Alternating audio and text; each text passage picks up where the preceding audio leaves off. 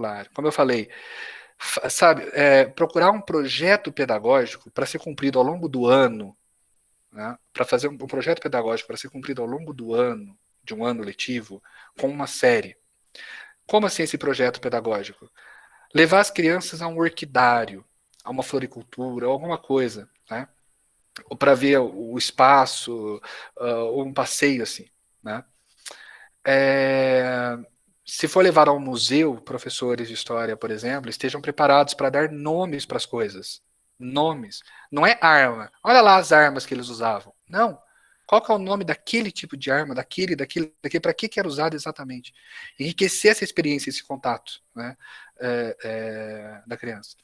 Depois disso, contar uma história em que aqueles elementos que as crianças viram aparecem na história, entendeu? Então, se você levou a criança para um passeio num parque, lá tinha um carvalho, uma história em que haja um carvalho, sabe? E depois a criança também tem que produzir algo em que um carvalho aparece, ela tem que descrever o carvalho. E assim por diante. Um projeto, se por exemplo, a visita for a um zoológico, um projeto que passe os animais, né?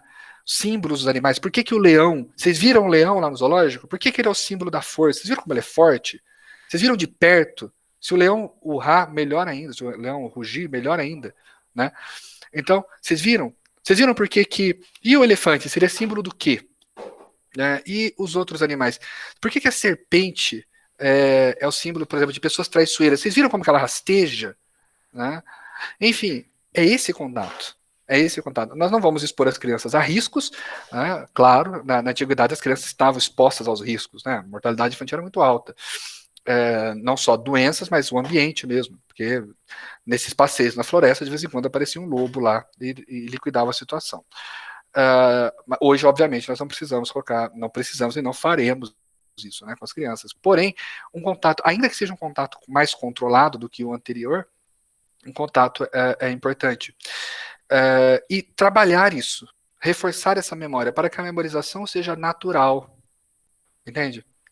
E é assim que nós ensinamos as crianças como que elas aprendem, como que o conhecimento é estruturado na mente.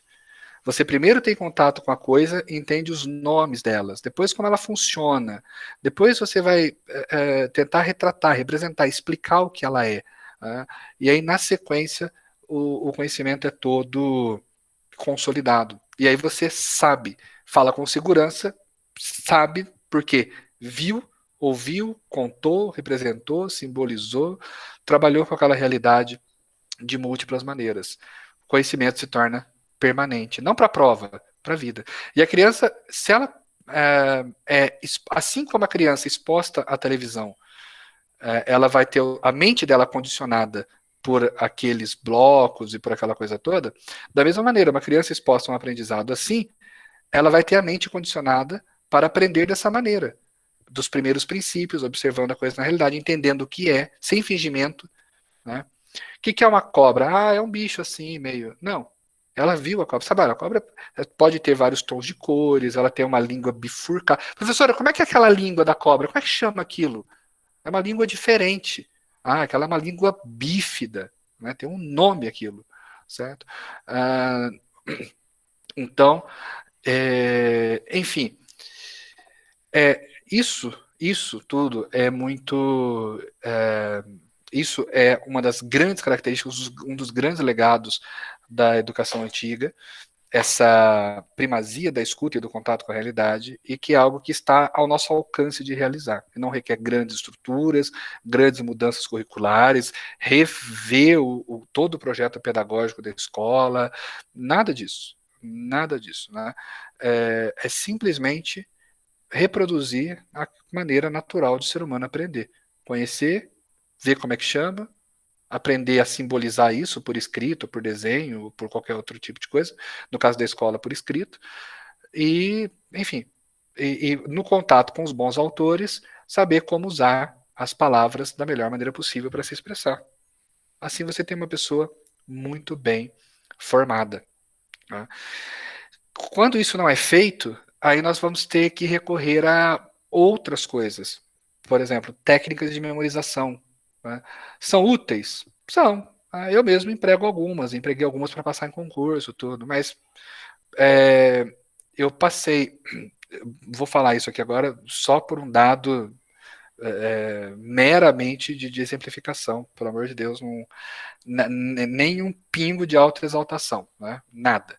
Mas, por exemplo, eu passei em primeiro lugar num concurso, no concurso estadual para História, e a minha nota foi a mais alta, porque para fazer a prova eu usei uma técnica de memorização que eu tinha aprendido, mas confesso para vocês que eu não lembro de nada. Né? Aprendi? Não. Então isso não é aprender, certo? A memória ela é fundamental, como eu falei, ela é uma das ministras da educação, uma das grandes servidoras da educação, mas ela só tem valor quando ela está permanentemente consolidada. E isso não se dá senão no contato com a realidade. Como que eu consegui isso?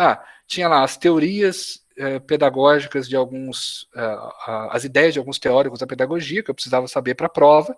Nunca vi essas teorias aplicadas, não sei como é que é, não tive contato com essa experiência. Né? Só memorizei ali o que cada um mais ou menos ensinava e fiz a prova. E passei em primeiro lugar. Sou mais inteligente que os outros? De jeito nenhum. Né? Simplesmente fiz uso de uma técnica para conseguir um resultado que eu queria. Mas isso não é aprender, isso não é saudável, isso não é bom. Né? Isso não é um motivo de orgulho, por exemplo. Né? Então, eu imagino que escolham histórias para ler para as crianças, deem palavras para elas. É o maior legado que um professor, é o maior presente que um professor pode dar para um aluno. Palavras, meios de expressão. Né? Como representar as coisas através das palavras, como dizer claramente, como conhecer as coisas através. Aliás, como mostrar com as palavras o conhecimento das coisas. Como mostrar com as palavras que se conhece a coisa. Esse é o maior legado. E aí nós chegamos àquela a questão. Havia aqui muitas outras coisas para falar sobre o próprio trivium, o quadrivium que eu deixei de lado, né, nessa questão das artes liberais, alguns desdobramentos históricos, mas eu não quero fugir tanto do tema da formação de hoje, e imagino que nós também possamos ter outras, mas ao chegar aqui na questão da história, eu já coloco o primeiro pé no tema dessa segunda parte, né, que é que histórias contar para as crianças, né? Colégios católicos, colégios com uma preocupação com uma formação religiosa. Será que nós vamos contar só a história dos santos para as crianças? Será que nós vamos. E para os mais velhos também? Gente, contação de história não é para criança pequena, não, tá? Contação de história é para os grandes também. Os grandes também precisam conhecer, precisam praticar. Porque se vocês não fizerem isso, ninguém vai fazer. A não ser uma ou outra família em que o pai ou a mãe ainda tem o hábito de, quando a criança vai dormir, contar uma historinha até ela pegar no sono. Né? E perguntar para ela o que ela entendeu da história. Mas se vocês não fizerem isso, muitas crianças vão ficar abandonadas, jovens também. Né? Podem ir bem nas suas provas, né? Mas podem até passar em bons vestibulares depois, mas terão ainda uma capacidade expressiva muito limitada. E de imaginação também.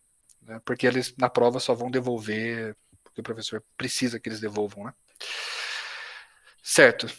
Mas um colégio católico, um colégio que tem uma preocupação com a formação religiosa dos alunos, ele convém que sejam lidas histórias, contos de fada, por exemplo? Convém? Ou ainda histórias da mitologia, né, onde deuses e deusas lutam entre si e aquela coisa toda? Ou será que nós devemos focar só na Bíblia? O que fazer? Bom, como eu disse para vocês, a, a arte, toda expressão artística, ela não esgota a realidade. Tá? Sendo assim, ela dá margem para a interpretação.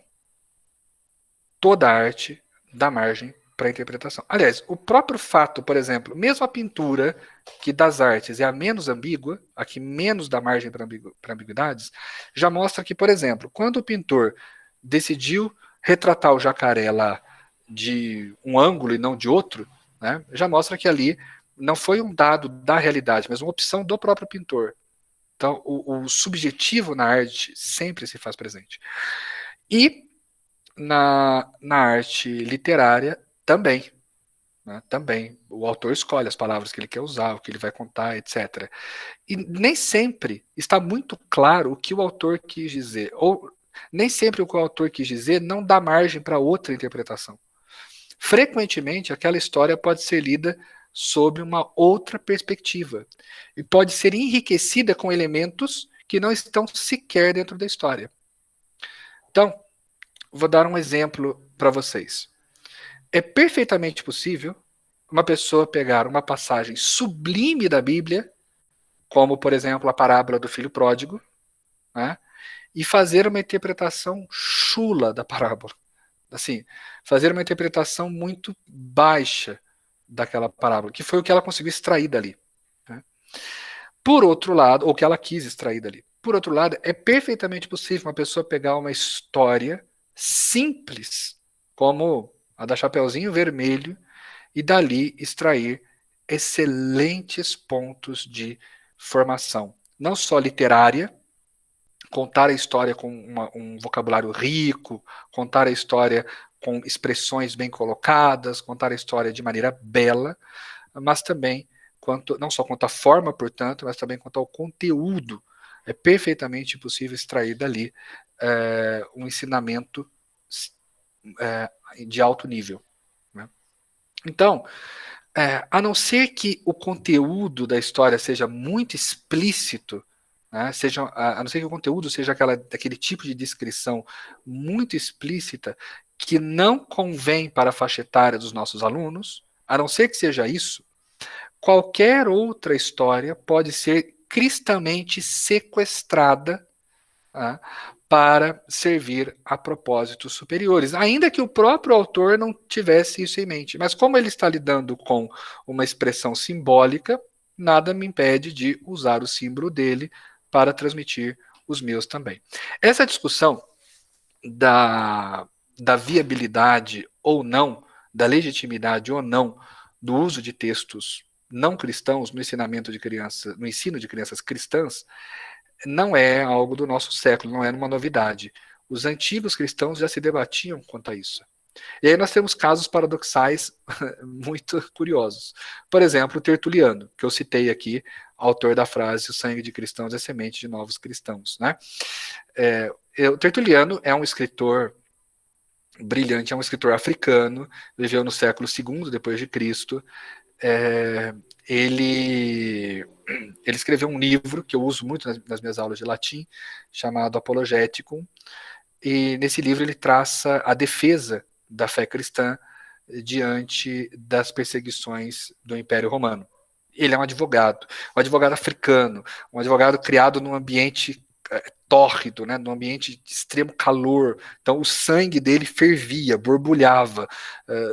Interessante que a antropologia mostra que as pessoas que nascem, que vivem num ambiente muito tropical, tendem a ser mais fervorosas, né, na expressão dos seus pensamentos e sentimentos, etc. E Tertuliano não nega isso. Ele é de fato um africano vulcânico, ele é um africano magmático. O texto dele de defesa da fé cristã é um trator, né? Ele passa por cima dos que se contrapõem à fé cristã como um trator impiedoso.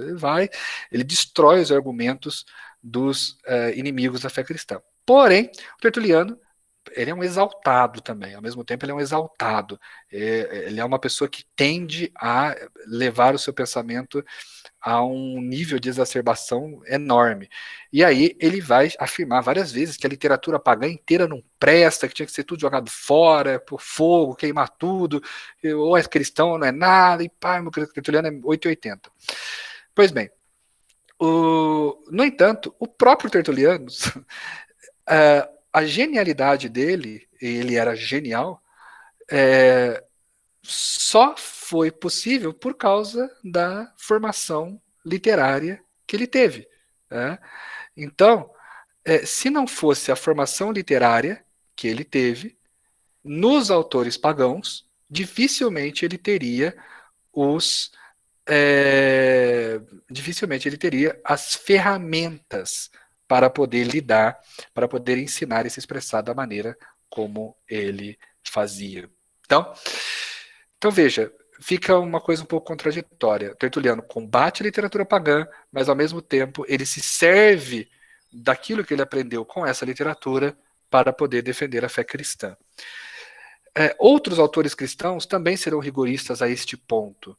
Mas nós encontraremos, por exemplo, grandes nomes das letras cristãs, como São Basílio Magno, que vão defender a utilidade da literatura pagã.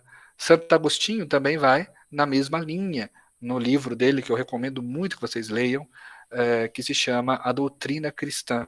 É um tratado pedagógico, na verdade, a doutrina cristã, especialmente o livro 1. Especialmente o primeiro livro, a primeira parte da obra. É um grande tratado pedagógico. E tudo que é escrito fora do ambiente eclesiástico, um cristão dotado de boa capacidade intelectual, ele deverá ver como os chamados espólios do Egito. O povo de Israel, quando saiu do Egito, ele saiu levando consigo alguns vasos, algumas coisas que pertenciam aos egípcios. Mas aqueles vasos e aquelas coisas que eles tinham tirado do Egito acabaram usadas depois no culto a Deus.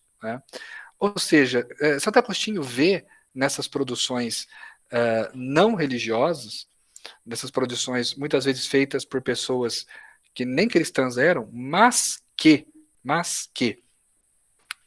tinham um valor em si, né? Ou ensinavam alguma coisa boa, ou então, do contrário, tinham uma maneira de escrita superior, etc., né? Que acabaria servindo de modelo. Então, Santo Agostinho não vê problema nenhum, e outros autores, em usar esses elementos da literatura para poder fazer para poder aprender com elas. Então, nesse sentido, os contos de fadas, os contos maravilhosos, por exemplo, eles acabam entrando nessa questão. Então, uma coisa, você pega lá a Cinderela, por exemplo, né? A Cinderela.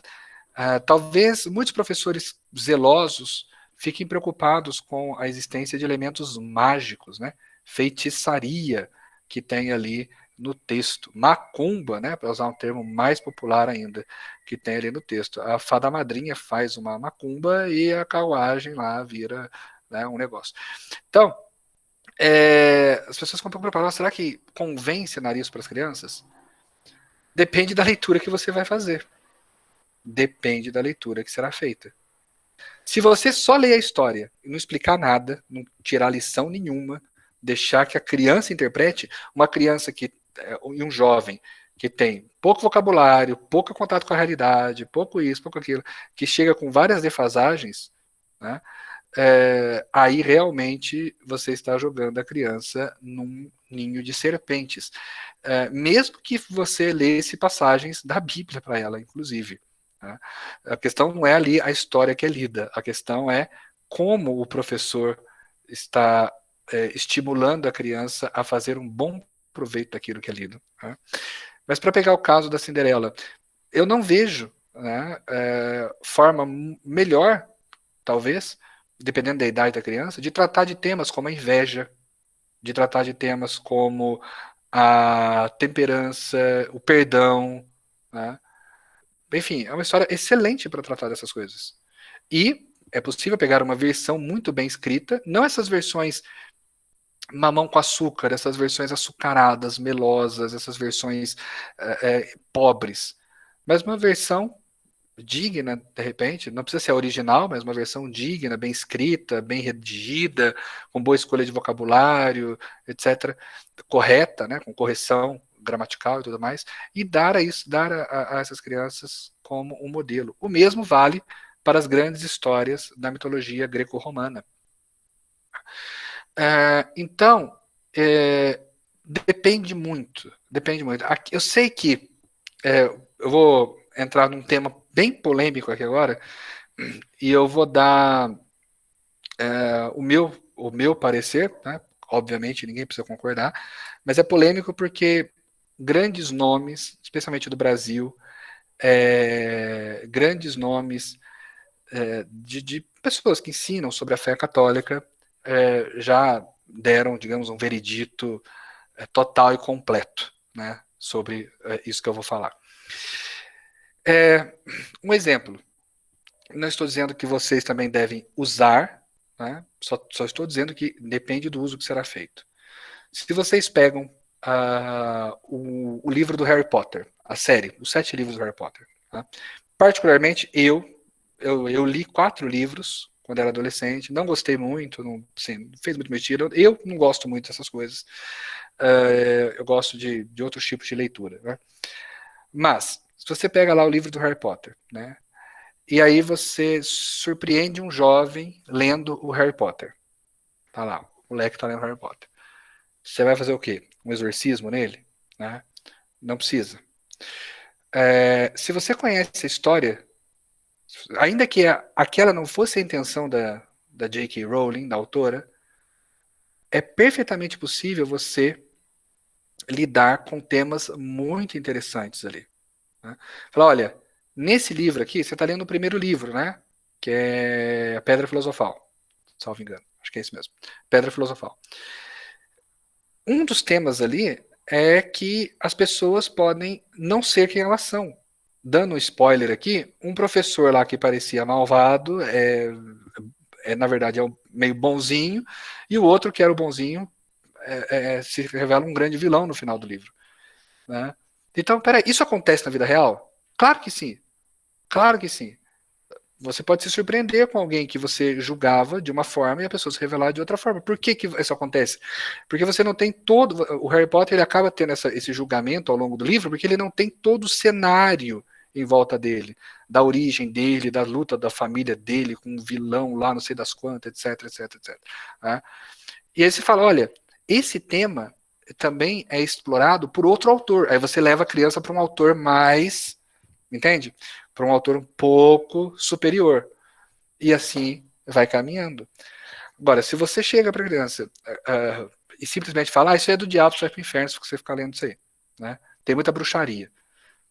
Ou ainda, você chega para a criança e fala, olha, você viu o feitiço? Que legal, vamos tentar fazer hoje à noite, sexta-feira 13, na encruzilhada ali. Então, claro que a questão não é a obra em si, tanto. A questão é muito mais o que você consegue tirar dali. E nisso nós podemos aprender com os grandes autores das letras cristãs, inclusive. Um dos principais poetas da história da humanidade foi Virgílio, como eu já citei para vocês, e certa vez o Virgílio foi surpreendido lendo um poema bem ruim, sabe? Um poema bem ruim mesmo. Um poeta lá bem ruim. E aí alguém falou, Virgílio, você lendo esse poeta, o que você está fazendo? Ele falou, estou procurando pérola no chiqueiro. A resposta dele foi isso. Porque, de fato, em muitos chiqueiros, a gente acaba encontrando uma pérola ou outra ali, que dá para aproveitar. Então, essas que não podemos desperdiçar. Né? É essas que não podemos rejeitar. Então, não, da mesma maneira, isso eu estou falando aqui eu estou falando com da arte literária, da literatura, mas para as outras artes serve também. Tá? Exemplo, a mãe chega em casa e o filho, a mãe é católica, piedosa, tudo, né? Faz todas as novenas que tem e aquela coisa toda. E aí ela chega em casa e o filho está ouvindo Metallica, está ouvindo Iron Maiden. Né? A mãe quase infarta. Né? Bom, como reagir diante disso? Né? Infartando? Não vai ajudar. Né? Agora, se você conhece um pouco de música e de estrutura musical, né? Filho, você está ouvindo Metallica, por que você está ouvindo Metallica? O que você gosta? Olha esse solo de guitarra. Legal. Esse solo de guitarra é um arpejo. Né? Um arpejo. Sabe de onde que vem um arpejo? Vem daqui, daqui, daqui. Por incrível que pareça, eu vi, né, com esses olhos que até terra há de comer, como disse a Chiquinha certa vez no episódio do Chaves, eu vi muita gente que começou ouvindo essas músicas, esses rock bem pesados, para terminar em música clássica e música gregoriana. Porque Começou a admirar o guitarrista, nossa, ele toca muito. Ah, ele toca muito nada, olha esse violinista aqui. Nossa, esse aqui toca um violino muito bom. Mas só que esse aqui e ali não quero dizer que esse é o caminho necessário, mas se houver orientação, você consegue aproveitar de qualquer coisa, usando sabedoria, para poder levar para algo maior. Né? Não é diferente, por exemplo, de uma criança que está aprendendo a desenhar. A criança desenha uma casa toda torta, você vai falar o quê para ela? Nossa, que horrível, joga fora isso. Não, né? Falar, tá certo, mas vamos melhorar esse quadrado aqui, vamos melhorar essa forma geométrica, essa cor. Olha, não pode pintar fora da margem. Você não vai corrigindo assim, né? Até a criança conseguir produzir um desenho melhor. Então, com as outras coisas também. De novo, eu não quero dizer que, William, então pode pegar tudo. Eu vou pegar a Bruna Surfistinha e tirar uma bela lição. Não, não porque não é conveniente para aquela idade. Né, para a idade dos alunos que você está ali. Mas até nisso, se você, de repente, você consegue tirar alguma coisa. Eu não sei nem qual que é o conteúdo da história, nunca vi, não me interessa. Mas uma pessoa que sabe ver as coisas com um pouco mais de sabedoria, consegue tirar algo de bom. O apóstolo Paulo mesmo diz isso, né? Ouvir tudo e reter o que é bom. Né? É bíblico, inclusive, isso. Não dá para a gente simplesmente ignorar e fingir que não existe. No caso da escola, só para voltar aqui, acho que talvez eu ter citado essa coisa da Bruna Surfistinha, algumas pessoas podem ter ficado meio assim, né, com caraminhola na cabeça, mas é um tema, por exemplo, numa turma de universidade, você consegue tratar da questão da prostituição, por que leva a mulher a fazer isso? É só questão social mesmo? Será que existe algo espiritual por trás? Autoestima baixa, parará, parará, problemas de família, você consegue cristianizar a coisa, mesmo que isso vá contra até a proposta original do autor. É isso que os marxistas fizeram. Eu não entendo porque que os cristãos... Os marxistas, por exemplo, em vários países, né, as pessoas que combatem a fé cristã fazem exatamente isso. Pega o que é cristão, o que aparentemente não tem outro jeito de interpretar, né, interpreta de um jeito torto. Por exemplo, Jesus vai e multiplica o pão. Gente, não tem como interpretar de outro jeito. Teve um milagre ali. Tinha 2 pães, né, tinha um punhadinho de pão, uma migalha de peixe, e de repente 50 mil começaram a comer. Né? Teve um milagre ali, certo? Mas não tem como interpretar de outro jeito. Mas tem aquela turma que fala que isso só foi possível porque, na verdade, cada um trouxe um pouquinho de pão, cada um, e aí houve uma grande distribuição ali, todos se ajudaram, quase uma sociedade comunista. Então, eles conseguem fazer isso, conseguem dar uma interpretação torta para coisas que são mais do que fáceis de entender. Então, por que os professores cristãos não podem fazer a mesma coisa? Tem que sair correndo, fugindo. Ai, meu Deus, é do diabo para cá. Ai, meu Deus, é do diabo para lá. Né? Não. Então, saber olhar com as coisas com um pouco de sabedoria. Então, por isso que vale a pena, sim, ler para os alunos fábulas, contos, exatamente. Contar fábulas, contar histórias, contar contos de fada, pegar algo da literatura contemporânea, ler para as crianças e falar, olha, para os mais velhos principalmente, né? Para as crianças pequenas nem tanto, porque ali elas estão numa fase mais de imitação. Mas para as crianças mais velhas, para os jovens, né? Falar, olha, esse autor aqui, estou trazendo para vocês simplesmente porque ele escreve bem. Tá? Mas as ideias dele, não concordo com as ideias dele por isso, aquilo outro. Né? E assim nós conseguimos manter um diálogo com o mundo que foi o diálogo que a igreja sempre teve. Né? O diálogo que a igreja... Santo Tomás de Aquino, ele leu, o Santo Agostinho e Santo Tomás de Aquino, eles leram muita coisa que eram até anticristãs. E dessas coisas eles conseguiram tirar... Santo Tomás de Aquino leu muitas obras de muçulmanos. Né? Mas, é claro, ele já tinha consciência, formação, foi orientado, muito bem orientado, como ler, interpretar e tirar dali o que era bom. E aí fazer aquela maravilha que foi a Suma Teológica, que é uma das obras de Santo Tomás de Aquino. Né? Ele foi um autor extremamente prolífico. Santo Agostinho, a mesma coisa, conhecia a obra de Virgílio de cor. Santo Agostinho conhecia Virgílio de cor. Então, é dar às crianças os instrumentos. Né? Se o autor fornece bons instrumentos de comunicação, de linguagem, bom vocabulário, bom uso da linguagem, pegue algo desse autor que seja menos polêmico, tá? E passe. Senão, nós não podemos citar Machado de Assis, por exemplo. Né? Machado de Assis é muito problemático se você for focar só no conteúdo. Pegue a Memórias Póstumas do Brás Cubas, ali existe uma negação explícita de juízo depois da morte. Né? O sujeito morre e não vai para lugar nenhum. Ele conta a vida dele, certo? Não tem céu, não tem inferno, não tem purgatório, não tem nada. Né? É uma negação explícita. Mas, bom, o que fazer? Tirar de Machado de Assis o que é extremamente relevante. Não há, por enquanto, nenhum autor brasileiro que tenha feito um uso da linguagem de modo tão bem feito quanto o dele. Né? Então ele deve ser imitado nisso. Agora imagina uma pessoa com um conhecimento de Santo Agostinho, de Santa Tomás de Aquino, da doutrina da igreja, etc., e com a capacidade de comunicação, de expressão de um Machado de Assis. Né? E essa pessoa pode estar entre os alunos de vocês, dependendo da formação que vocês derem. Certo? Então, é um instrumento que importa, muitas vezes. O instrumento não deve ser absolutizado, mas no mais das vezes, ele é o mais importante. Tá? Da mesma forma, quando vamos ao médico, estamos doentes, né? Vamos ao médico, nós não queremos saber do estado de espírito do médico, né? Não queremos saber se ele comunga todo dia, se ele se confessou na semana passada. A gente quer que ele faça o nosso coração que está querendo parar de bater e voltar a bater normal como era antes. Né? Se ele vai dar choque para fazer isso, se ele vai dar tapa na cara para fazer isso, não interessa. Desde que faça, que faça. Se vai fazer uma cirurgia, isso não importa tanto. Da mesma maneira, a ideia é fazer com que os alunos escrevam bem, né? Se comuniquem bem, se expressem bem.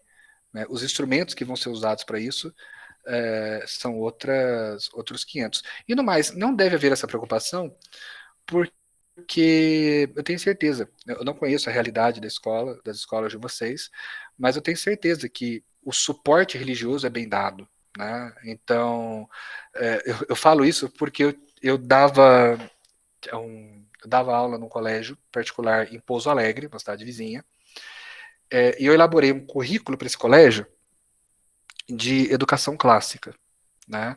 Que era basicamente o seguinte: no primeiro ano, sempre com essa preocupação da contação de história, as crianças ouviriam as principais fábulas e histórias da mitologia grega, greco-romana.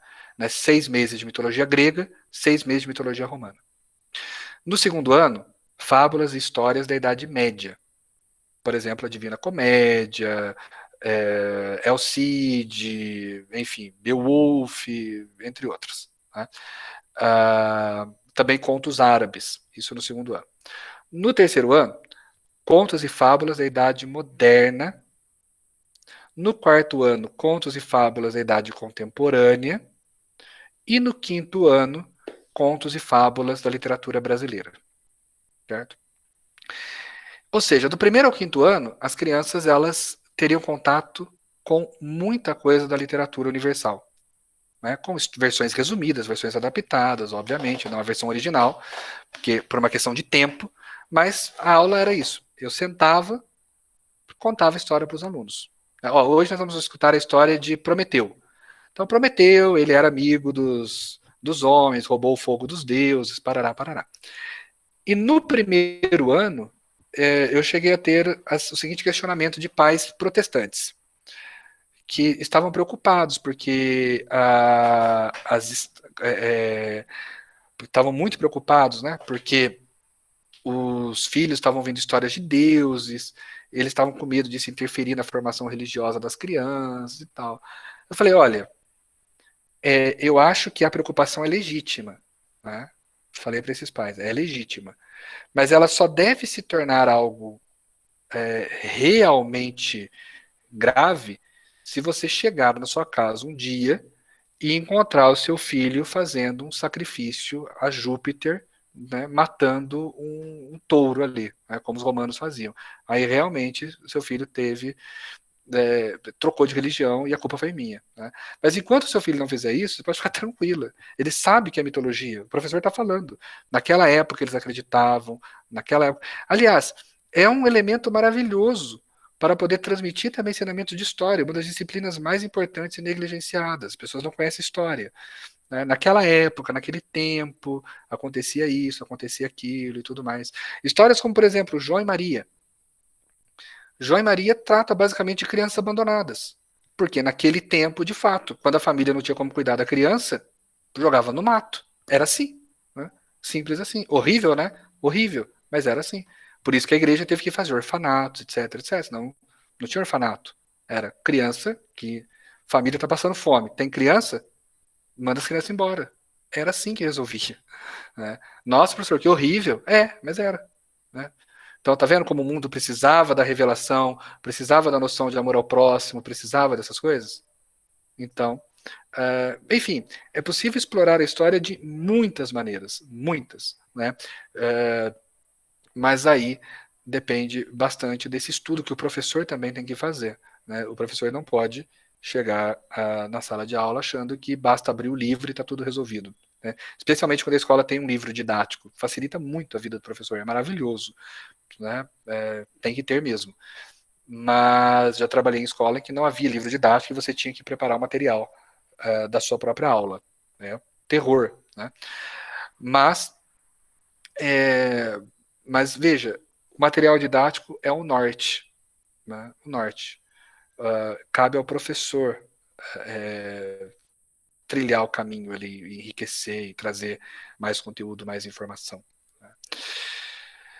Pois bem, então, como? Né, nós entramos aqui agora numa parte que é como colocar tudo isso em prática.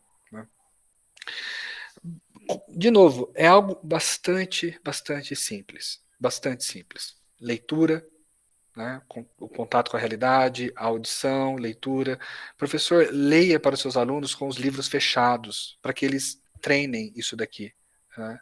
Leiam com os livros fechados e depois façam perguntas após a leitura do que eles entenderam, do que não entenderam.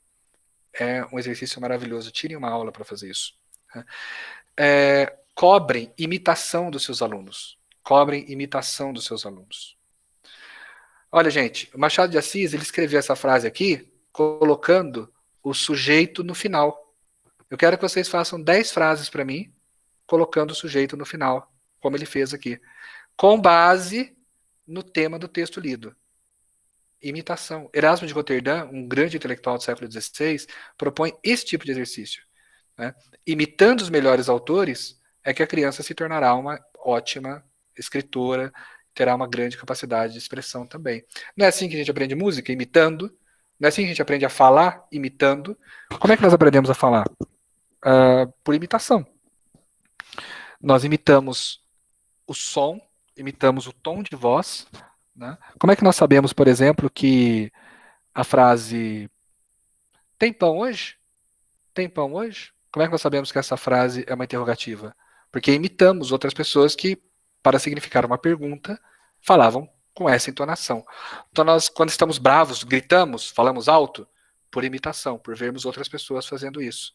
Então, muita coisa que nós aprendemos, né? E aqui eu sou bem aristotélico, bem tábula rasa. John Locke também vai retomar isso depois, mas eu não acredito em conhecimento inato. Eu não acredito. Eu, William, não acredito. O único conhecimento que nós trazemos é um conhecimento de sobrevivência, que é o de sucção, né? Que é mamar. Esse realmente nós nascemos sabendo isso. A mãe só tem que colocar. Se bem que tem criança que nem isso, sabe? Né? Tem criança que precisa de um estímulo para poder aprender a mamar. Mas algumas já nascem sabendo mamar. Fora isso, o resto é tudo imitação. Tudo imitação. Só que nós nos esquecemos disso ao longo da vida. Mas é tudo imitação. Aprendemos a falar, a reagir emocionalmente. Um detalhe curioso. Eu li um estudo antropológico que diz que o ato de levantar as mãos no sinal de alívio, de vitória, de felicidade, também é natural do ser humano.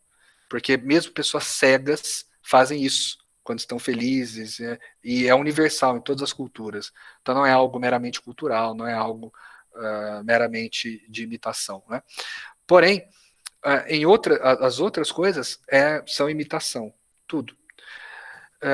Portanto, aprendemos a falar por imitação, aprendemos a caminhar praticamente, né, também vendo os outros, alguém segurando a gente por tentativa e erro também. Aprendemos tudo por imitação. Só que algumas coisas nós imitamos inconscientemente. A dificuldade é quando nós temos que imitar conscientemente, que daí vem a preguiça, vem o desânimo, aquela coisa toda, né? Mas mesmo a música nós aprendemos por imitação. E como que funciona? Funciona assim: você pega um instrumento e vai aprender a tocar algumas músicas. Pega um teclado, piano, violão, flauta, qualquer instrumento, bateria, e vai aprender e vai tocando algumas músicas. Depois que você memorizou uma música, você aprende a tocar outra. Aí você fica lá tentando memorizar. Depois outra, depois outra. Quando você tiver memorizado umas 50 músicas, você começa a pensar em compor a sua própria. Olha, e se eu pegar aquele elemento daquela música, daquela outra? Na arte é a mesma coisa. Os artistas, como que eles começam? Imitando. Tem lá uma foto, e aí eles pintam a foto. Né? E assim vai, até que eles conseguem pensar, depois de milhares de imitações, eles têm figurinhas na cabeça em número suficiente que lhes permite compor um quadro sozinho. Mesma coisa com a arte literária. É por imitação. Herásio de Roterdã bate muito nisso. Então você pega lá um verso de Camões, por exemplo, e não é só memorizar o verso de Camões passivamente. Aqui é algo ativo, mas é um conhecimento meio passivo, né? Já está escrito, você só tem que memorizar. Mas é ativamente imitar Camões. Aprender uma palavra nova, escreva uma frase, 2, 3 com aquela palavra. Tá vendo que Camões, olha só, Camões usou uma figura de linguagem aqui. Né? Ele usou, sei lá, uma antítese. Então, faça umas frases também que você use antítese.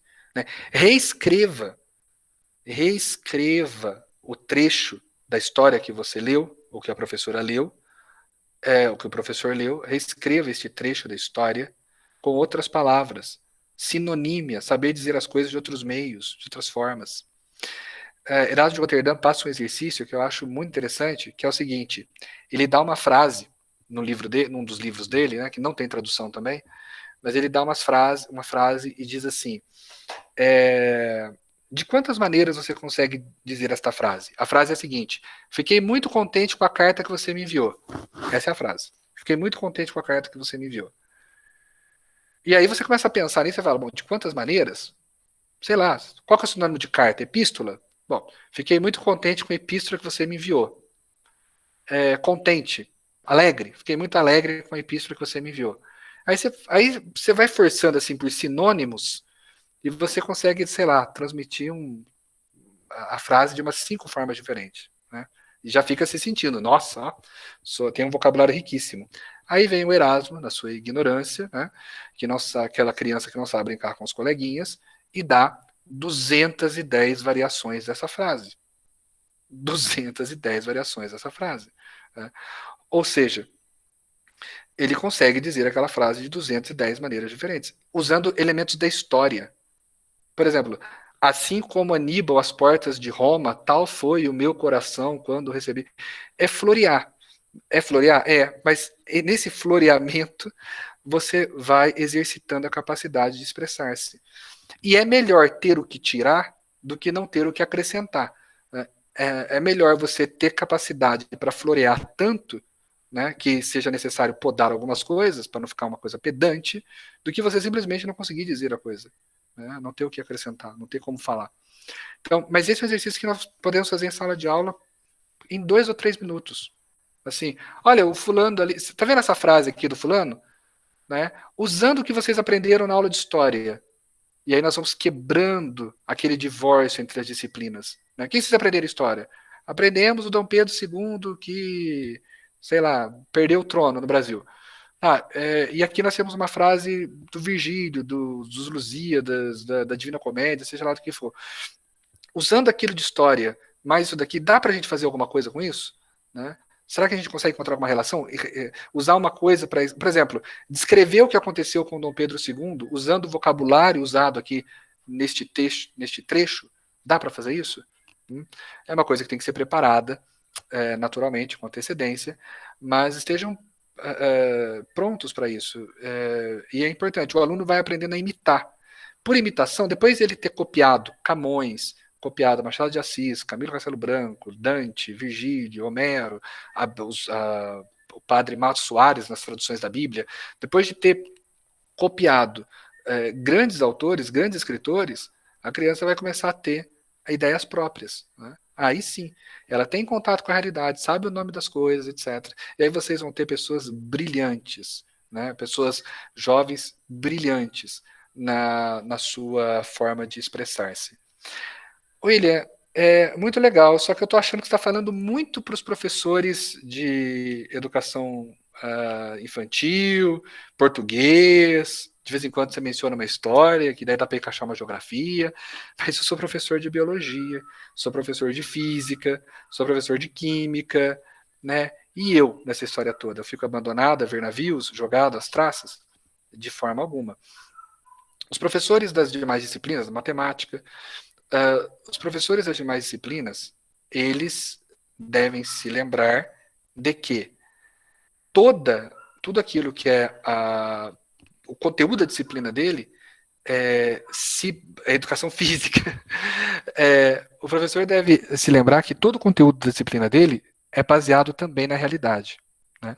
Então, o professor de química, ou de física, ou de biologia, eles devem contar com um laboratório. Nossa, professor William, mas é caro, né? Nossa escola não tem, ou vai ter. Bom, se não tem, tentem ver a possibilidade de ter. Vocês é muito importante a criança entender, e aqui nós entramos de novo na questão da educação clássica, da origem das coisas, entender como as coisas acontecem. Entender que a fórmula matemática, ou física, ou da física, ou da química, que aquela fórmula é um símbolo que há atrás do qual existe uma realidade por trás, uma realidade de experiência. Não estou sugerindo que vocês vão reproduzir todas as experiências, né? Não, o curso de física não anda, nem o de química. Começar lá do começo, com Tales, lá, aquela coisa. Não precisa disso. Nós vamos para a praia, nós vamos catar âmbar, esfregar e ver que atrai. Não precisa tanto. Porém, vocês podem reproduzir algumas experiências. Né? As leis de Newton, como é que ele chegou naquilo? Como é que ele chegou naquelas fórmulas? As 3 leis de Newton. Como é que ele chegou naquelas fórmulas lá? Qual o caminho que ele percorreu? Será que os meus alunos conseguem percorrer esse caminho também? As fórmulas de química, como é que chegaram aquilo? Será que eu consigo? Será que eu sei também? Porque às vezes na faculdade a gente passa decorando fórmula, né? Decora a fórmula e aplica. Né? Será que meu aluno tem consciência que as fórmulas da física nem sempre são uma descrição exata da realidade? Que, por exemplo, nós precisamos muitas vezes desprezar atrito, que é um dado da realidade, desprezar massa, né? Porque também é um dado da realidade, mas para tentar entender mais ou menos como alguns fenômenos acontecem, e que a fórmula não é exatamente aquilo, mas é um símbolo daquela realidade, e que se chegou a ela por conta de todo um raciocínio, ela é só uma expressão matemática de uma realidade, que existe uma realidade por trás, né? Olha, quando vocês fazem isso, geometria, professores de matemática, aqui uma pergunta para vocês: vocês já leram os elementos de Euclides? Se não, é para ontem, né? É para ontem os elementos de Euclides, para ontem.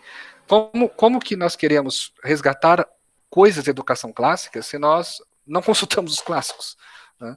Então, pegar o livro de geometria do Euclides e ler as proposições euclidianas, né? Enfim, sempre deixar a realidade imperar. A fórmula para descobrir a área do triângulo retângulo, por exemplo, ou do triângulo isósceles, ou sei lá, as fórmulas que sejam da geometria, para descobrir o raio da circunferência, esse tipo de coisa, a área da circunferência, as fórmulas, elas são resultado de toda uma análise. E aí você chega e apresenta só a fórmula, ignorando tudo que tem antes. Nós vamos retroalimentar o ciclo vicioso de uma comunicação meramente simbólica. sem lastro na realidade. Ó, gente, para calcular a velocidade, você faz assim, divide tempo pelo espaço, tá bom? É isso. Agora vamos fazer os exercícios aqui. Né? Ué, mas e a realidade que está por trás disso? É só símbolo, então fica símbolo atrás de símbolo, o aluno sai da escola e não entendeu nada do que você falou. Né? Foi bem na sua prova, inclusive. Foi bem, tirou 10. Menção honrosa. Mas não entendeu nada. Ele não é capaz de explicar. Por que que é assim? Por quê? Né? Por que não pode ser de outro jeito? Então, é, também os professores de biologia, química, física, educação física têm que procurar isso. Por que que tem que fazer aquecimento antes? Mostra a estrutura muscular para eles. Se o colégio não tem, converse com a coordenação e a direção para adquirir modelos, né, que também são símbolos. Porque vocês não vão levar um cadáver para a escola, né, naturalmente, mas pelo menos aqueles modelos do corpo humano, né, isso num ambiente de fora, né. Pelo menos aqueles modelos do corpo humano, aqueles bonecos que mostram os músculos, etc. Olha, se você fizer o exercício desse jeito, esse músculo aqui seu, como é que ele chama? Ele tem um nome. Como é que chama esse músculo aqui? Então, esse músculo aqui vai sofrer tal dano. Tá? Esse osso aqui tem um nome também. Como é que ele chama? Qual que é a função dele? Né? Pois é, esse osso vai sofrer dano. De novo, eu estou falando de um ambiente ideal, sem pandemia e tudo mais, né? No ensino online, infelizmente, estamos muito limitados. E aí é enxugar gelo para as crianças terem um mínimo de prejuízo. E aqui não tem jeito, é símbolo atrás de símbolo, né? Aí vai ser vídeo, imagem, mas não por uma limitação de vocês, forças de circunstâncias maiores. Né? Então, infelizmente, não tem o que fazer. É enxugar gelo para evitar que as crianças tenham uma defasagem maior. Só isso, né? Faça o melhor trabalho e tudo, num outro ambiente. Se as crianças tivessem, se nós tivéssemos fornecido às crianças uma educação num outro modelo, se essas crianças tivessem tido contato, né, quando eu falo nós, assim, educadores em geral, certamente essas crianças seriam autônomas, que é o objetivo da educação, dar autonomia intelectual. Né? Não é professor babá, o professor vai acompanhar o aluno até ele ter 80 anos de idade. Não é isso. Mas ele tem autonomia, ele entende como ele aprende, que ele aprende tendo contato com a realidade, dando nomes para as coisas, etc. E ele tem muito mais naturalmente instrução com o professor, mesmo que seja online, porque ele já é autônomo. Falo dos alunos mais velhos, né? Os alunos menores, realmente, a situação é mais complicada, porque eles estão em formação. Mas os alunos mais velhos são autônomos, eles se tornam autônomos.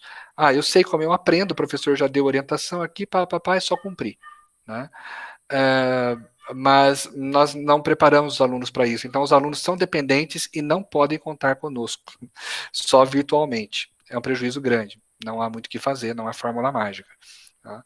Mas, voltando aos professores de biologia, física e química e educação física, estimule os seus alunos, por exemplo, a explorarem o conteúdo de outras maneiras. Por que eles não podem fazer, por exemplo, um poema ou uma pintura sobre algo que eles viram em física, química e educação física? Explorar a linguagem também nessas disciplinas. E não tenham medo de lidar com temas espinhosos, com temas difíceis. Evolução das espécies, por exemplo. Né?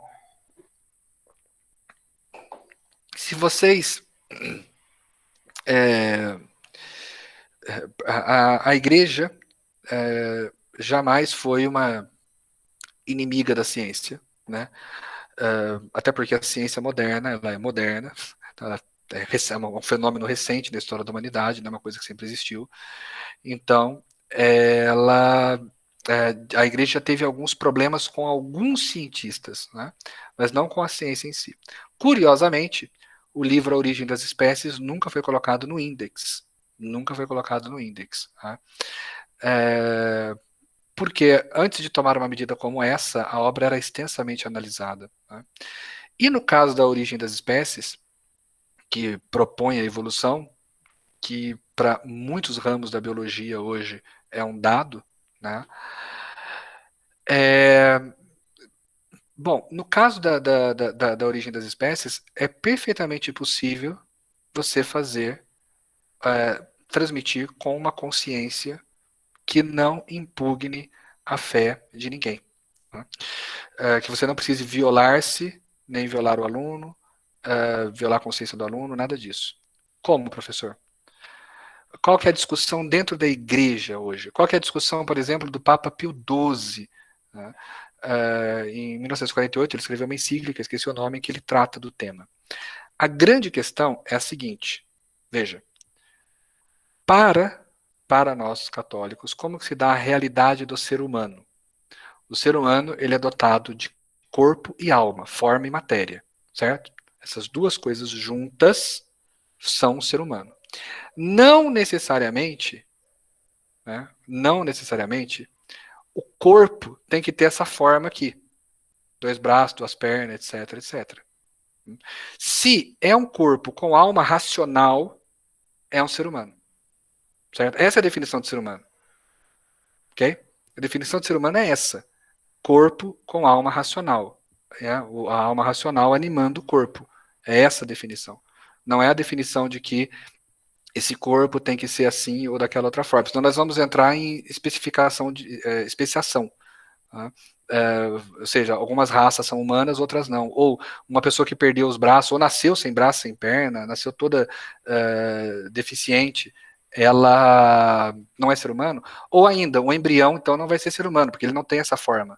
Né? Ele tem a potencialidade dessa forma, mas não tem essa forma. Por que, que o embrião é um ser humano?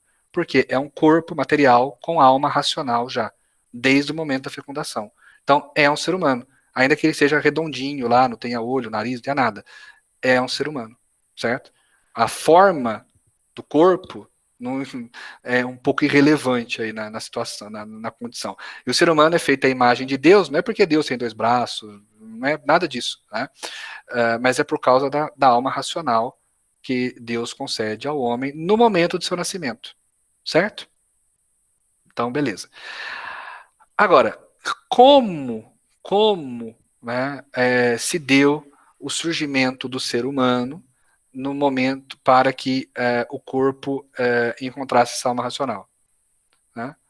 Como? Deus fez o homem do barro e soprou nas narinas dele, como está em Gênesis? Pode ser, né? Ou então, houve um processo gradual de transformação em determinada espécie e quando Deus julgou que havia chegado o tempo ideal, infundiu naquela espécie uma alma racional e a partir dali ao ser humano? Pode ser também. Para vocês terem uma ideia, a igreja não despreza nenhuma das duas possibilidades de explicação. Então, não é necessário sair correndo, né? Ah, evolução das espécies, o homem veio do macaco, hahaha. Não, o homem, o Charles Darwin, aí nós temos que ser honestos também. Ele nunca disse que o homem veio do macaco, né? Ninguém defende isso. O que eles dizem é que os seres humanos têm um ancestral comum que num ramo de evolução virou as diversas espécies de macacos que temos, num outro ramo virou o ser humano, e aí por questão de adaptação ao meio, sobreviveu umas, outras assim e tal, e tal. E isso é o que justifica, inclusive, tanta semelhança genética, tanta semelhança entre vários aspectos. Mas é ser humano, a partir do momento em que recebeu a alma racional. Nessa leitura, de repente, não fica tão incompatível com a fé a própria questão da teoria das espécies. E você pode levar o seu aluno a refletir sobre isso, a pensar sobre isso, a procurar mais literatura, a estudar. Né? Lembrando que o Vaticano mantém uma academia de ciências, da qual fazem parte muitos cientistas, muitos deles ateus, inclusive, mas é aquela coisa, né, de aproveitar o que é bom. Não é porque o sujeito é ateu que ele não tem capacidade de contribuir no campo da sua área de especialização, né? Como o Stephen Hawking, que fazia parte da Academia Pontifícia de Ciências, nunca faltou a uma reunião e era ateu, né? O astrônomo Stephen Hawking. Então, é tentar fazer essa reflexão. E é isso que a educação clássica propõe. A educação clássica propõe exatamente isso. Né? Refletir, analisar, não rejeitar a priori, unir os dados, ver as consequências disso. Né? Ver as consequências disso. O grande problema é o seguinte: se você resolver ensinar, aí sim você tem um problema para a fé católica aqui. Se você ensina que a alma racional ela é fruto da mera evolução da própria matéria.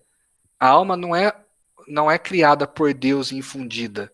Não, por alguma causa absolutamente acidental, umas enzimas se juntaram de um jeito meio esquisito lá e deu um bicho racional que a gente chama de ser humano. Né? Aí você tem um problema sério. Né? Porque daí você está trocando em miúdos, negando a existência de Deus, da alma e tudo mais. Então, não é possível fazer isso num ambiente que se queira católico. Mas, é, mas dado que a própria igreja admite a possibilidade de ter acontecido uma evolução e que em algum momento, se isso aconteceu de fato, Deus infundiu a alma naquele corpo, e aquele corpo animado por uma alma racional passa a ser chamado ser humano, né?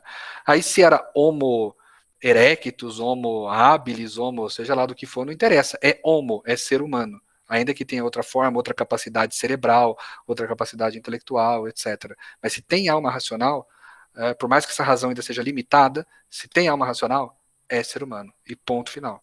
Né? Então, esse diálogo e passar isso para os alunos é importante. Mas para isso, né, os professores de ensino religioso têm que estar muito, tem que estar assim, ponta firme, né, no catecismo, na transmissão das coisas da igreja.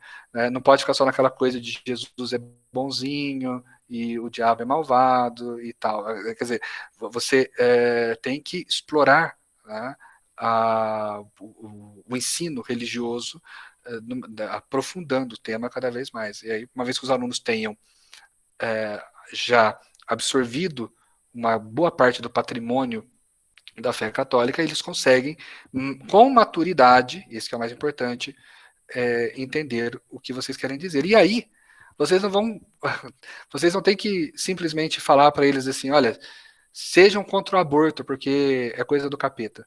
Não precisa.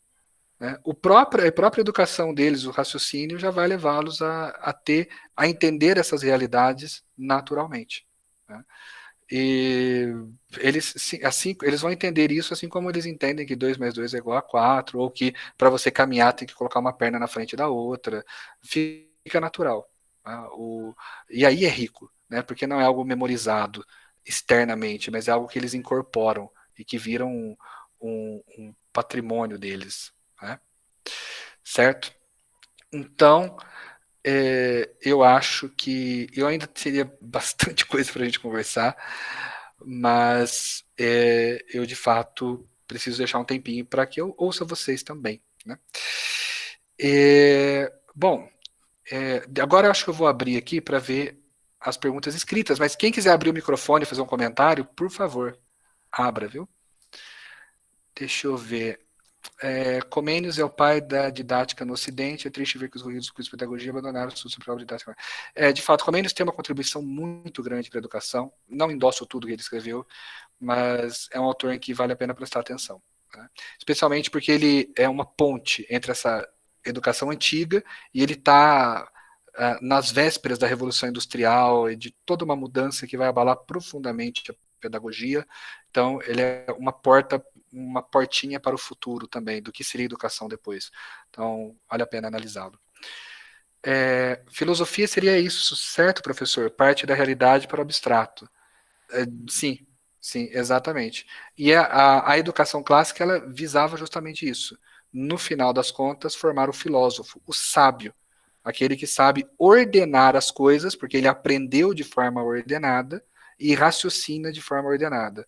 Por isso ele consegue ordenar a compreensão sobre a realidade. Ele não consegue ordenar a realidade, porque ela já está pronta, já está aí, mas a compreensão sobre a realidade ele é capaz de ordenar e transmitir aos outros. Esta formação será disponibilizada. Que outra coisa, professor? O senhor ainda está na tela. O Felipe saiu. Falo por quê. Tem um livro editado pela editora Cristo Rei que aborda isso que você está falando em relação da literatura clássica com as verdades católicas. Recomendo para vocês lerem a obra Carta. Espera que eu esqueci, vou ter que pesquisar aqui. Eu lembro do nome em grego, mas eu não lembro do nome. Carta da literatura. Carta aos jovens, eu acho. Carta aos jovens. Peraí.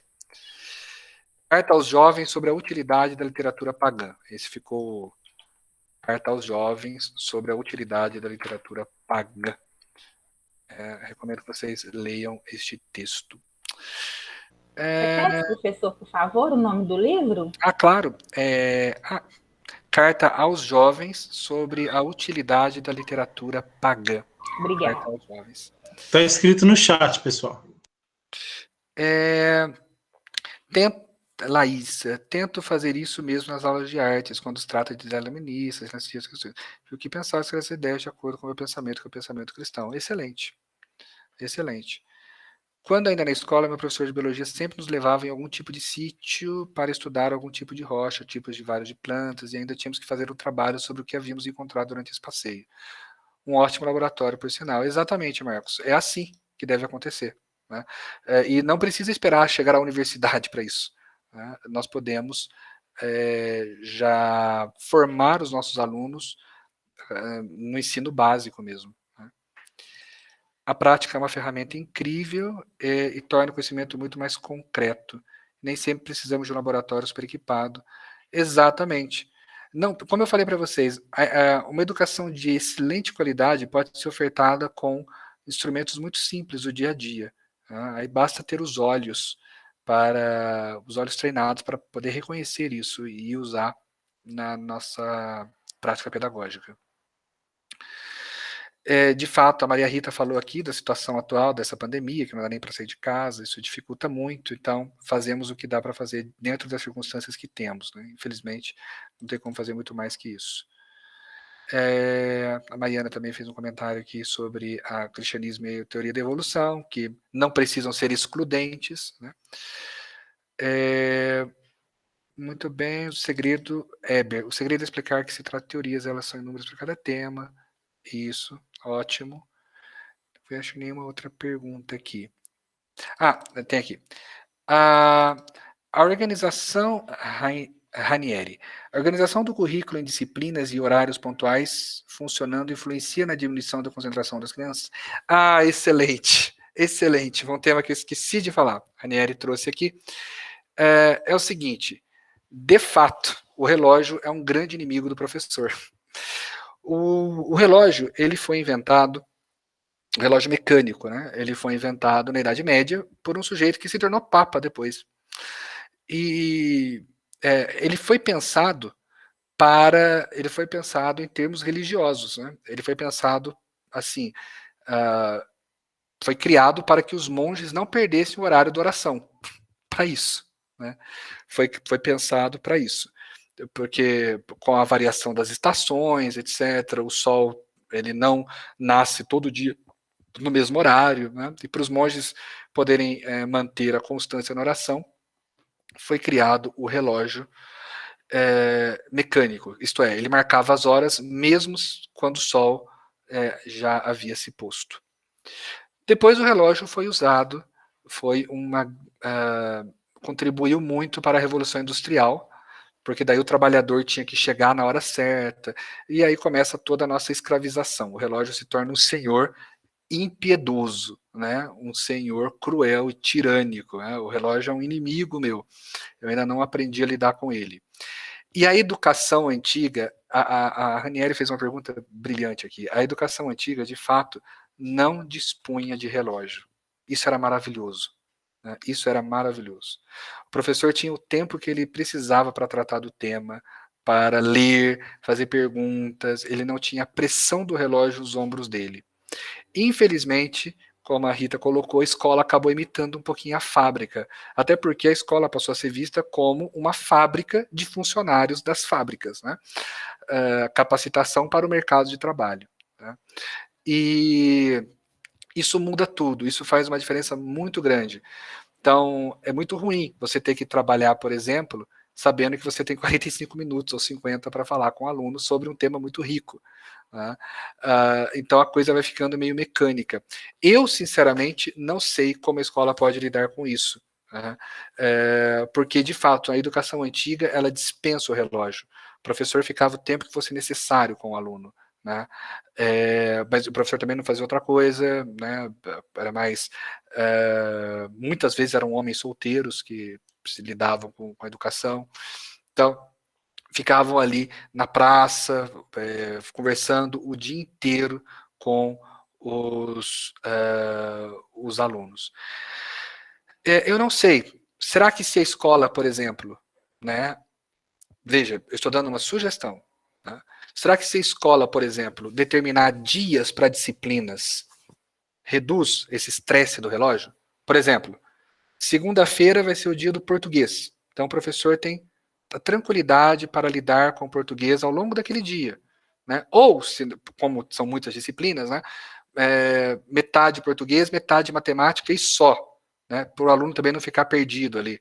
Nossa, agora tem história, agora tem biologia. Mal começou a entender o negócio de biologia, já chegou geografia. E os professores não conversam entre si no sentido das disciplinas estão separadas. Na educação antiga era um professor que lidava de tudo, né? Tinha um conhecimento holístico, sabia um pouco de tudo. Hoje não, nós temos especialistas, o que é bom, porque enriquece o aprendizado, mas o que também pode ser ruim, porque limita, ao mesmo tempo, o contato com as outras disciplinas. Então, como que o colégio pode lidar com essa limitação que o relógio acaba impondo, né, nas aulas? Não dá para arrancar o relógio, ele existe, a aula tem que ter hora para começar, hora para terminar, senão dá até problema na Secretaria de Educação com isso, né, e a coisa perde. Uma coisa é você ter uma educação antiga em que um professor tem diante dele 6 ou 7 alunos, né, da mesma comunidade dele, que ele conhece, as famílias se conhecem e tudo mais. Outra coisa é você estar numa sala com 20, 25, cada um de um lugar diferente. Então, enfim, é o nosso mundo. Fazer o quê? Não tem o que fazer, não tem muito o que fazer, né? Só tentar adaptar da melhor maneira possível. Como eu falei, sem revolução. Então, mas será que dá para colocar mais aulas conjugadas para que o aluno tenha um tempo maior de raciocínio naquela disciplina? Porque eu entendo perfeitamente. É a coisa mais triste que tem quando você está terminando o raciocínio e acabou a aula. E você perde aquilo tudo, e não tem como retomar na aula seguinte. Aí, os alunos estavam até interessados e atrapalhou tudo. Aí eu estou dando minha aulinha de história, aí chega o professor de matemática com um tema que não tem nada a ver com o meu. Realmente muito distante da realidade da educação clássica. Muito. Então, projetos integrados, como foi colocado aqui, né, pedagogia de projetos, ou alguma coisa do tipo, eu acho que é algo que vocês têm que discutir com a coordenação, a direção, sentar, conversar. E olha, gente, lembrando que a realidade é a mestra, né? Não é fazer dos alunos cobaias, mas experimentar. Então, aos poucos, tenta. Deu errado, volta, né? O máximo que vai acontecer é continuar como está. Do jeito que está é o melhor. Né? Não dá para ficar mudando o tempo todo, senão isso transmite para os pais também certa. Nossa, a escola está perdida, não sabe o que fazer com meu filho. Não. Mas tentar uma mudança sutil. Né? Tentar, por exemplo, colocar as aulas conjugadas, dependendo dos horários do professor, tentar fazer esse xadrez com o quadro horário. Aquilo ali é um verdadeiro jogo de xadrez, senhora. Então, dá para fazer esse encaixe, por exemplo, deixar uma disciplina num dia, a outra no outro, e assim por diante? Não dá. Então, tá, vamos tentar outra coisa, então. Podemos fazer um projeto em que todas as disciplinas sejam envolvidas, para os alunos entenderem, né, que o mundo ele não está desconectado em disciplinas, mas tudo aparece de uma vez só para ele na realidade. Né? Então, são perguntas que eu proponho para vocês. Né? Depois, outra pergunta aqui. Sendo autor coautor do conteúdo de língua portuguesa, material da editora Trinitar, tem alguma orientação aos professores? Colégio Recanto do Espírito Santo. Orientação em relação à aplicação do material? Eu acho que os professores ainda não receberam as notas de rodapé, né? O livro do professor, me parece. Ali tem bastante coisa, mas ali muito conteudista. Ali nós estamos tratando só da língua portuguesa mesmo, né? Não é da educação como um todo. Mas se a pergunta for referente à língua portuguesa, as notas de rodapé para os professores. Do Colégio Recanto do Espírito Santo, sobre a pedagogia de Hugo de São Vítor aplicada na prática, poderia dar algumas dicas? Eu conversei com o Eduardo sobre o Hugo de São Vítor, e o ideal é que nós apliquemos em nós a o modelo de pedagogia clássica, que é ler o livro e comentar. Ler e comentar, ler e comentar. Verem nós como isso funciona. E aí eu propus para o Eduardo para nós lermos o Didascalicon do Hudson Victor juntos, né? Lendo e comentando, lendo e comentando. Como era feito o aprendizado antes mesmo. Né? Então, aplicar em nós. É só, Porque professor, aplicar nos alunos é fácil, né? Para ver em nós. Ô, Eduardo, pode falar. é só para explicar, é porque a princípio ia tratarmos de Hugo de São Vito, mas aí depois quando eu pedi o senhor para falar dos contos e de fábulas, né?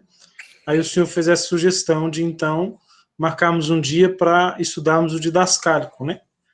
Só para explicar para o pessoal que eu tinha mandado um cronograma onde a gente iria falar primeiro. Aí depois, quando eu te pedi para colocar para o senhor falar dos contos e das fábulas, aí o senhor fez essa sugestão de marcarmos uma outra data para falarmos do Didascálico, com que aí a gente estudaria o Hugo de São Vitor. É só para esclarecer para o pessoal. Eu queria só fazer uma pergunta sobre a questão do livro didático, que a gente tem tido algumas observações de pais de querer que o menino aprenda a ler muito rápido, de que às vezes está demorando um pouco e tudo, né?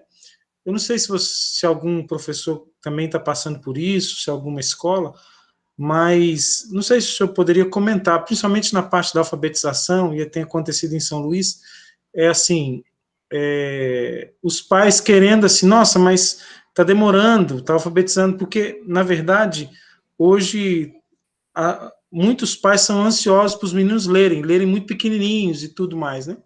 E a gente não sabe até que ponto seria um benefício. E hoje, quando o senhor falou do vocabulário, até me fez entender melhor que às vezes não é tanta pressa, mas é mais assim, um conteúdo mais bem apresentado. Não sei se eu consegui explicar o que eu estou dizendo, mas se eu pudesse comentar. Uhum. Em relação à educação, à alfabetização, nós temos realmente pais que querem que o filho esteja lendo com 5 meses de vida e pais que acham que, não, ele está com 20 anos só, deixa ele, tá gaguejando ainda para ler, mas 20 anos é um jovenzinho, né? Então, temos essas duas realidades. Só que a realidade da criança não é a realidade, não é a expectativa dos pais. E aí o professor tem que se impor mesmo, né? Dizendo o seguinte, olha, nós temos aqui um mínimo, né, de, como que eu posso dizer, um prazo mínimo de aprendizado dos alunos, mínimo. Né? Então ele tem que aprender a ler até o 3º ano do ensino fundamental, por exemplo, tem que estar lendo. Né? Mas nesse processo, os alunos terão desenvolvimentos diferentes. E, detalhe importante, a alfabetização precoce não significa grandes capacidades intelectuais futuras. E a alfabetização tardia não significa dificuldade intelectual. Simplesmente significa que algumas crianças levam um pouco mais de tempo, outras um pouco menos, para entender a relação som e letra. Som e letra, letra e som. E aí é falar isso para o pai. Olha, o teu filho ele não está nem atrasado nem lento, ele está no tempo dele. Ponto. Ele está no tempo dele. Nem atrasado, nem... mas o coleguinha dele já está lendo Santa Tomás de Aquino em latim. Tá, o coleguinha dele é o coleguinha dele. Né? O seu filho não é um robô. Papai, mamãe, seu filho não é um robô que a gente programa. Olha, você vai ler daqui a 2 horas. Né? Seu filho é um ser humano, com emoção, um monte de coisa. Então, é uma criança, ele não tem...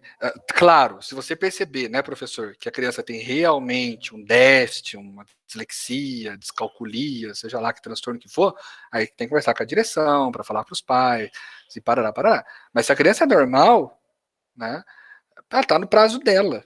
Esse que é o mais importante. Isso que é o mais importante. Ela não está nem lenta nem devagar. Né? É lógico, uma criança do 8º ano tem que ler bem, né? Se não estiver lendo bem. Agora, a grande questão é que o número aqui contribui muito para nós. O número. Esperava-se que todo mundo no 2º ano lesse. E ninguém está lendo. Ninguém. né? Tem 20 alunos e todo mundo não conhece, não consegue reconhecer a letra A. Bom, aí tem que chamar o professor e ver por que está acontecendo, o que ele está, né? Aí, mas, se está na média, segundo aninho, tem 10 alunos que lê bem, 20 alunos, tem 10 alunos que lê bem, 5 que estão lendo mais ou menos, e outros que não sabem muita coisa, tá, é o padrão, assim, isso acontece em qualquer escola do universo, e tá aí conversar com o papai e com a mamãe, e falar, olha, teu filho ele não está nem atrasado, nem lento, ele está no tempo dele. Tá? Seu filho, pode falar para ela, olha, veja, se o filho aprender a ler agora, né, a partir de agora ele sair lendo, isso pode trazer prejuízo educacional para ele, pode pular etapas. Em educação não se pula etapa, não se queima casa. Né? A etapa do seu filho é essa. Nós estamos aplicando as coisas como é para ser, alguns alunos já estão lendo, outros ainda não, tal, mas não compare as crianças, não compare. Né? Teu filho é um ser humano único e especial que está no tempinho dele. Né? Estamos dando todo o suporte, todo o apoio, atividades e tal, ele está no tempinho dele, papai e mamãe. Já já ele estará lendo muito bem. E é melhor até que ele leve um pouquinho mais de tempo para aprender a ler com segurança, do que ele ser pressionado para ler logo e isso trazer alguns transtornos, como ansiedade, preocupação, e atrapalhar ainda mais o processo de alfabetização da criança. Vamos, filho, vamos. Olha lá o coleguinha seu tá lendo já, ó. Lê aqui para mim, esse tratado aqui de física, vamos, e explica depois. Né? Não é assim. Então, não é muito tranquilo quanto a isso, Eduardo. A criança está no tempo dela. A criança, até os 8, 9 anos de idade, pode apresentar algumas dificuldades de entender a relação letra e signo. Passou disso, realmente já é uma outra situação. Mas dentro daquela margem, papai e mamãe, professor com carinha de paisagem, papai e mamãe, fique tranquilo, teu filho está no tempo dele. Por mais que você esteja ansiosa, né? Ah, mas o método do fulano de tal faz a criança ler em 1 hora. Bom, mas talvez esse não seja o ideal para o seu filho. Se fosse para ele ler em 1 hora, ele já estaria lendo, né? Concorda comigo? Então, ele está no tempo dele, certo?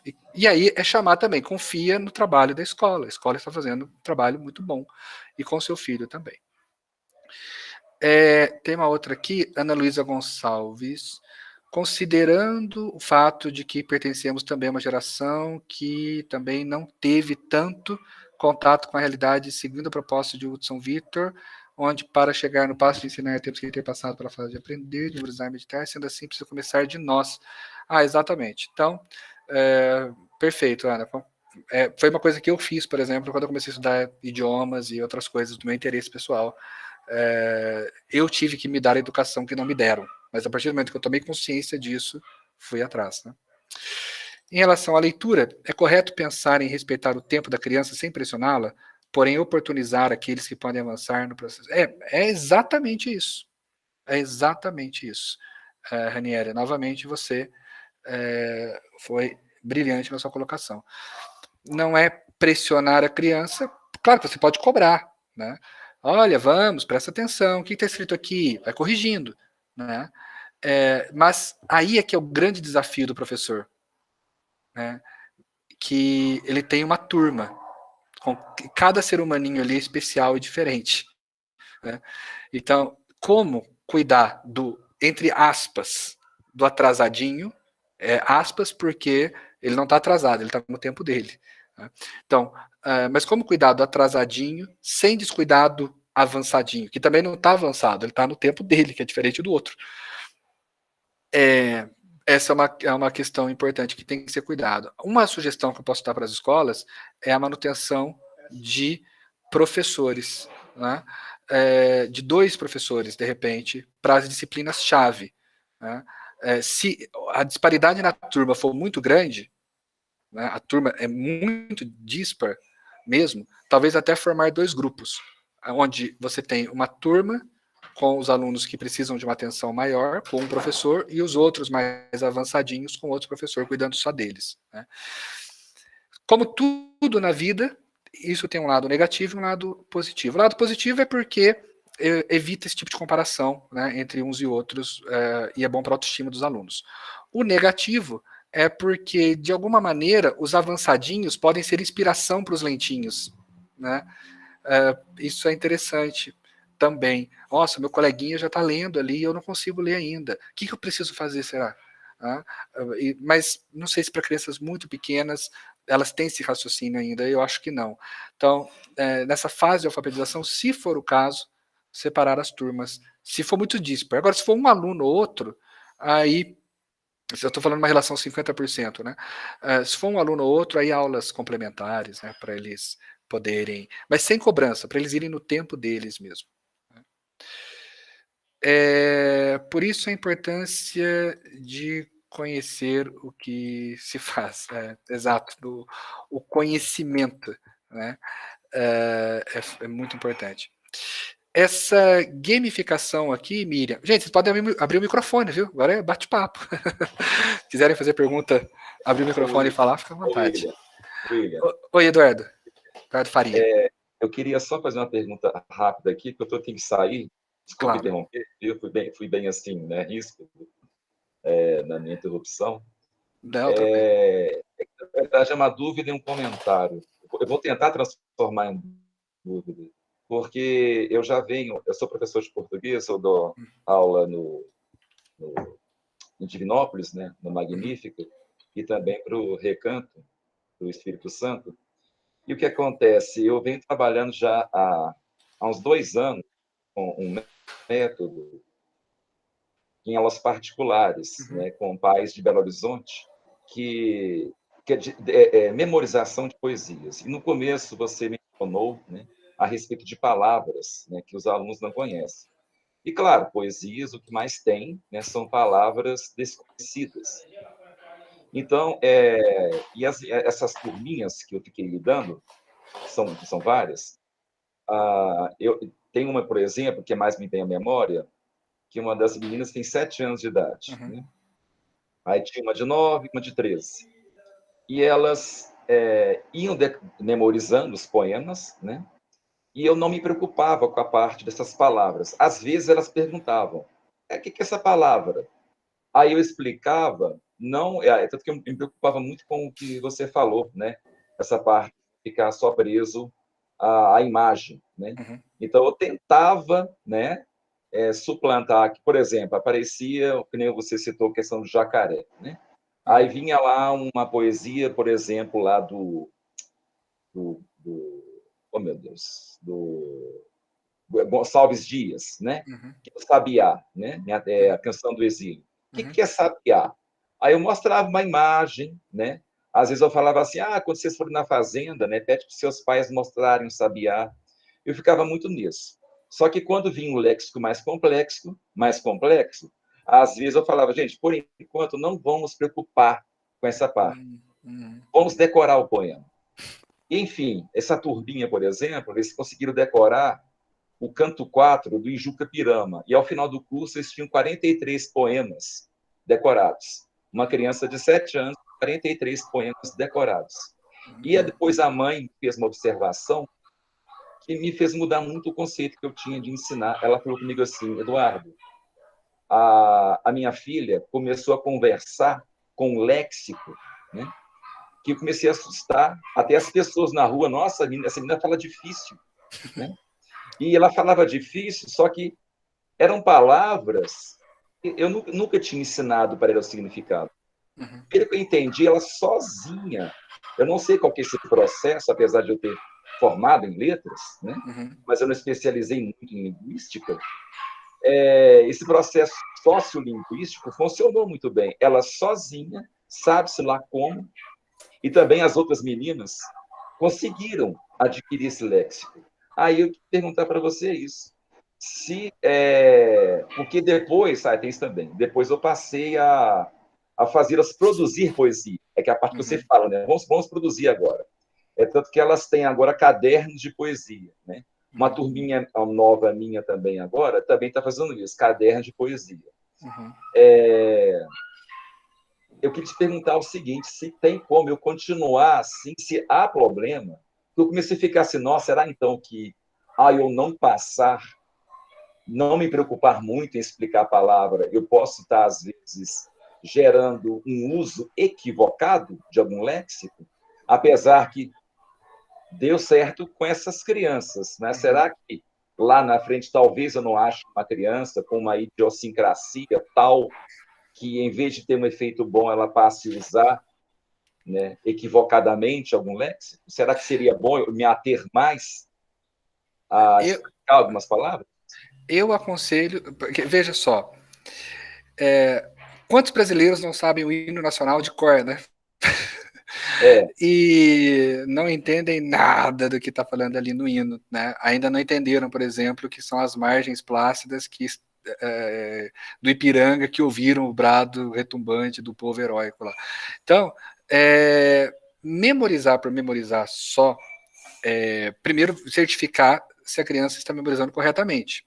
Eu acho o exercício muito válido, esse exercício da memorização de poemas, sobretudo. Não, elas recitam, né? A gente faz recital. Isso é importante. Por exemplo, eu demorei um pouco para entender que não existia nenhum senhor penhor, né?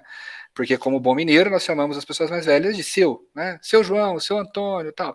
E aí, no nosso hino, você tem seu penhor. E eu entendia seu penhor. E eu imaginava que o penhor era um senhorzinho. Né? Então, depois que eu fui entender que era uma oração ali condicional, se o penhor. Então, mas demorou um pouco para eu entender que não havia nenhum seu penhor. Então, se a criança está memorizando corretamente, ótimo. Do contrário, é importante fazê-la recitar para ver se a pronúncia está correta. Eu acho tudo importante. Mas não deixar ao acaso que a criança vai entender as palavras que ela não conhece. Explique, deixar o léxico, o significado, isso enriquece o vocabulário. Ou, ainda, né, peça que a própria criança sublinhe algumas palavras que ela não sabe e ela explique depois na aula seguinte, por exemplo, o que significa essas palavras. Dê sinônimos, dê exemplos, use essas palavras em outras frases. E você, professor, já seja um pouco precavido. Anote num caderninho as palavras que você imagina que as crianças não saibam, que são mais difíceis mesmo, né? Anote, para certificar se a criança não deu uma de preguiçosa, né? O que significa, então, defesso? Apareceu aqui no poema, defesso, o que significa? Professor, eu sei, mas não sei explicar. Não, você não sabe. Simples, né? Então, para ver se a criança foi realmente, se ela pesquisou o que não sabia e tudo mais. Se ela não pesquisou uma palavrinha só para falar que fez, esse tipo de coisa, né? Então, mas eu acho que é importante sim que ela tenha consciência do vocabulário, que ela saiba o que significa. O caso da sua aluna foi uma exceção, né? O caso da sua aluna foi realmente uma exceção, certo? Ok, obrigado. De nada. Bom, gente, acho que poderíamos passar aqui um tempão ainda, né? Eu vi uma pergunta interessante sobre gamificação ali, ou ludificação, né? A questão dos jogos. Mas eu vou deixar para a gente tratar disso talvez numa outra formação, só para não me alongar muito, porque já passou bastante, eu sei que vocês também têm outras coisas para fazer, né? Bom, Eduardo, pode encerrar com uma oração? Claro, podemos sim. Vamos pedir à Virgem Maria, então, né, que nos ajude intercedendo por nós, também recompense o professor William pela dedicação nesta tarde conosco, e nos ajude nessa missão de educar, né? De tentar fazer algo que seja para o bem dessas crianças, ao qual Deus tem confiado aos nossos colégios. Então, rezemos juntos. Ave Maria, cheia de graça, o Senhor é convosco. Bendita sois vós entre as mulheres, bendito é o fruto do vosso ventre, Jesus. Santa Maria, Mãe de Deus, rogai por nós, pecadores, agora e na hora de nossa morte. Amém.